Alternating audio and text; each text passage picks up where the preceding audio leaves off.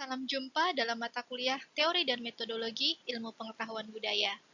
Pada kesempatan ini, kami akan mempresentasikan laporan bacaan kami pada salah satu buku yang ditulis oleh Yifu Tuan yang berjudul Space and Place: The Perspective of Experience. Pada pembahasan ini kami memfokuskan pada dua bab. Yang pertama, bab Introduction, dan bab kedua, Experiential Perspective. Namun sebelumnya, izinkan kami memperkenalkan kelompok kami, yaitu Susan H.R. Tobing, Yusril Iza Mahendra, Din Rovita, Lenny Agustin, dan saya sendiri, Alita Permata Wijayanti.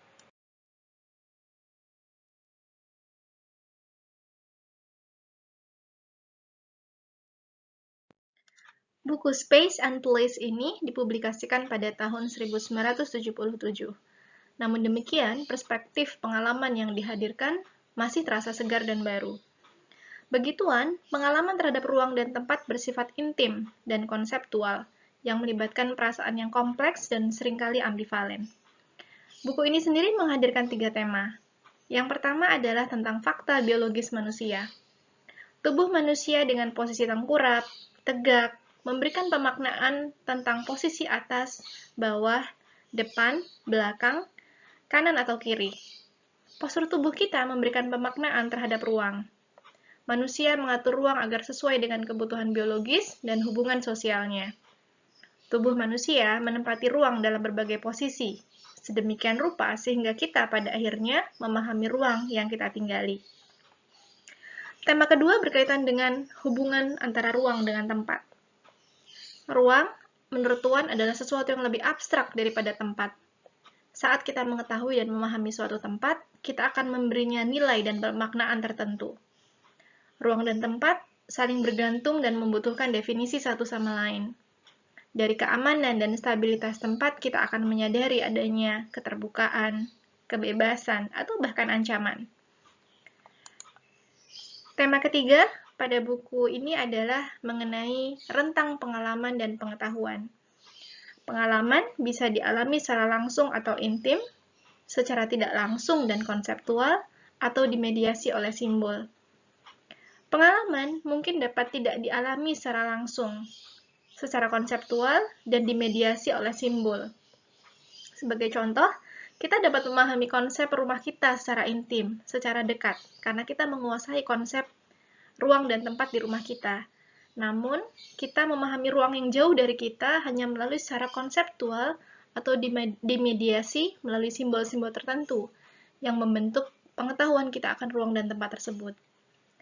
Nah, tujuan dalam buku ini bukan untuk menghasilkan buku pegangan tentang bagaimana budaya mempengaruhi sikap manusia terhadap ruang dan tempat, namun Tuan mencoba untuk melakukan sistematisasi terhadap wawasan humanistik dan menunjukkannya dalam kerangka konseptual, sehingga kepentingannya menjadi bukti bahwa kita tidak hanya sebagai orang yang ingin tahu lebih banyak tentang sifat diri kita, tentang potensi kita dalam memberikan pemaknaan terhadap ruang dan tempat, namun secara praktis juga membuktikan kepedulian kita sebagai penduduk bumi yang peduli terhadap desain habitat yang kita tinggali saat ini.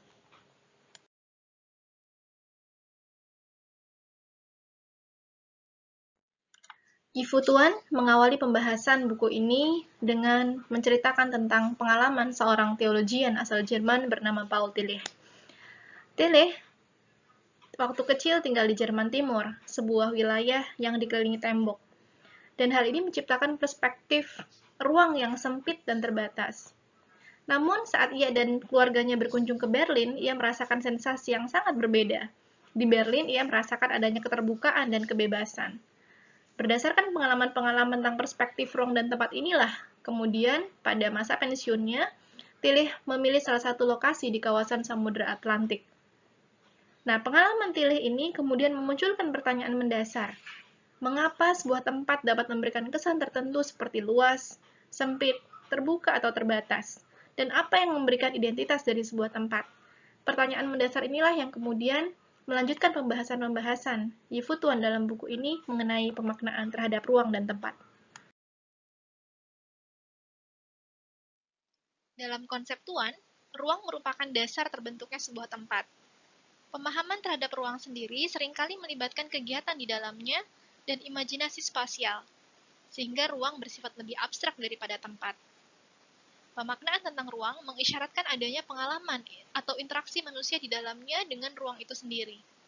Dengan demikian, ruang tidak dapat dipahami secara objektif, namun ruang ini hanya dapat dipahami secara subjektif sebagai makna sosial atau pemaknaan individu terhadap ruang tersebut.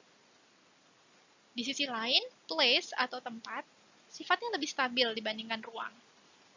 Tempat sendiri tidak ditentukan oleh batasan fisik, tetapi selalu melibatkan lokasi dan kondisi sosial. Pengalaman manusia dan pengalaman sosial lah yang membedakan pemaknaan terhadap ruang dan tempat, karena kondisi sosialnya yang berbeda, bukan kondisi spasialnya.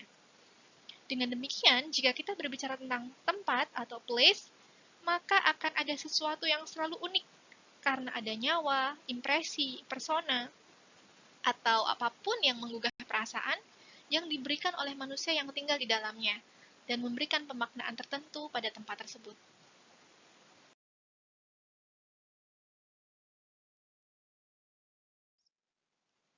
Pengalaman dan pemahaman terhadap ruang dan tempat juga sangat dipengaruhi oleh organ sensorik. Dalam hal ini, kinestesia, sight, dan touch. Kinestesia dalam hal ini berkaitan dengan gerakan kaki dan tangan. Misalnya gerakan kaki saat menendang dan gerakan tangan saat direntangkan, yang memberikan makna dalam memberikan pengalaman manusia terhadap kesadaran adanya ruang. Sight atau penglihatan, dalam hal ini menghadirkan ruang secara 3 dimensi. Tuan memberikan contoh bagaimana seorang bayi berusaha memahami objek-objek di sekitarnya melalui penglihatannya. Bayi tersebut berusaha untuk melihat dunia yang terdiri dari benda-benda 3 dimensi yang stabil, yang diatur dalam ruang. Touch di sisi lain memberikan kesan terhadap bentuk dan ukuran, serta volume dan massa. Touch atau sentuhan ini bukan berfungsi sebagai sensor jarak, melainkan sebagai pemberi gambaran relative spacing, atau bagaimana seseorang mengeksplorasi lingkungannya dengan sentuhan. Dalam hal ini, pemahaman atas ruang dilakukan melalui sentuhan terhadap kulit. Selain itu, terdapat indera-indera lain yang mendukung pemahaman atau pemaknaan terhadap ruang dan tempat, seperti indera perasa, penciuman, dan pendengaran. Melalui indera-indera ini, manusia dapat memahami bagaimana ruang dan tempat di sekitarnya. Dari indera ini terdapat sensasi bagaimana ruang tersebut terasa luas, atau suatu bentuk itu datar, atau ada bau yang berat, bau yang ringan, dan seterusnya. Sehingga itu memberikan informasi terhadap ruang dan tempat di sekitarnya. Dalam indera pendengaran, ya, Tuan memberikan contoh bagaimana seseorang bisa memahami ruang, bahkan ketika ia tidak memiliki indera penglihatan atau bahkan tidak memiliki tangan untuk merasakan benda-benda di sekitarnya. Orang yang buta atau tidak bisa melihat, ya, ia tidak memiliki semua rasa atau memiliki pengalaman terhadap ruang. Ia hanya mengandalkan pendengarannya untuk memahami suatu ruang dan tempat. Sebagai contoh, ia dapat memahami bahwa ruang gereja katedral itu luas hanya dari suara langkah kaki seseorang. Dengan demikian, suara dapat menyampaikan informasi mengenai ukuran dan jarak tertentu. Manusia dengan demikian dapat memberikan pemaknaan terhadap objek-objek yang terdapat di dalam ruang dan tempat berdasarkan pengalaman mereka yang dipengaruhi oleh organ-organ sensorik.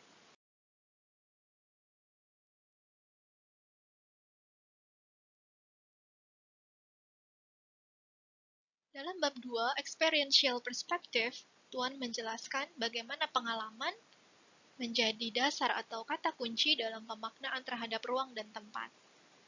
Makna pengalaman sendiri melingkupi semua istilah dari berbagai mode atau berbagai sensasi indera tubuh atau berbagai organ sensorik yang sudah dijelaskan di atas, di mana manusia dapat memahami dan mengonstruksikan realitas.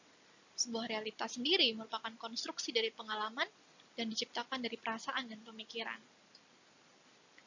Pemaknaan terhadap ruang dan tempat didasari oleh pengalaman. Pengalaman sendiri diwarnai oleh emosi dan pemikiran manusia. yang dilatar belakangi oleh pengalaman sosial dan budayanya. Emosi dan pemikiran inilah yang kemudian membentuk sensasi, persepsi, dan konsepsi. Dan ini yang kemudian membentuk satu pengalaman utuh. Pengalaman budaya, pengalaman sosial yang berbeda kemudian memberikan pemaknaan yang berbeda pula terhadap suatu tempat dan ruang. Hal ini yang menjelaskan bagaimana kemudian suku Eskimo memiliki pemaknaan yang berbeda terhadap ruang dan tempat dari orang-orang Amerika atau dari kita sebagai orang Indonesia. Mereka memiliki perspektif terhadap ruang, terhadap rasa dingin, terhadap tempat yang berbeda dari kita. Karena mereka memiliki emosi dan pemikiran yang berbeda dengan kita, sehingga membentuk pengalaman budaya dan sosial yang berbeda pula dengan kita.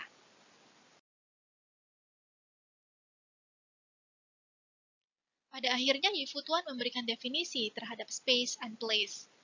Space atau ruang, menurut Yifu Tuan, merupakan area yang memberikan kemampuan bagi manusia untuk bergerak. Space atau ruang juga dapat dialami dengan berbagai pengalaman dan merupakan area yang didefinisikan dengan jaringan tempat. Ada berbagai tempat di situ dan kemudian membentuk jaringan menjadi sebuah ruang. Sedangkan place, menurut Tuan, adalah a concretion of value, an object in which one can dwell. Sebuah konkretisasi terhadap sebuah nilai, sesuatu yang memberikan nilai, dimaknai oleh manusia, dan merupakan objek di mana seseorang atau manusia itu bisa tinggal di dalamnya.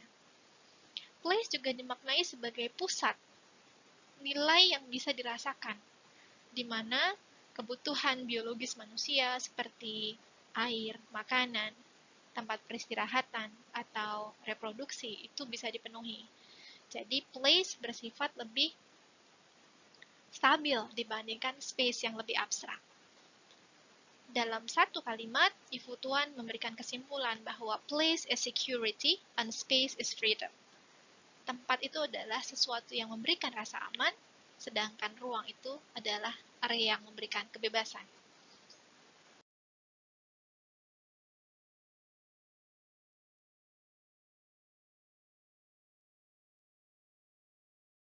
Sebagai kesimpulan, pemaknaan terhadap ruang dan tempat akan berbeda antara satu individu dengan individu yang lainnya, didasari oleh pengalaman masing-masing. Pengalaman itu sendiri dibentuk dari sensasi sensorik tubuh manusia, dari latar belakang budayanya, dari emosi dan pemikiran yang kemudian membentuk sensasi, persepsi, dan konsepsi.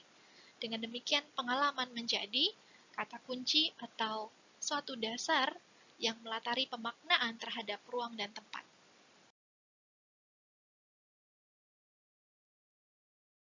Demikian presentasi dari kelompok kami. Semoga penjelasan kami bermanfaat, dan terima kasih.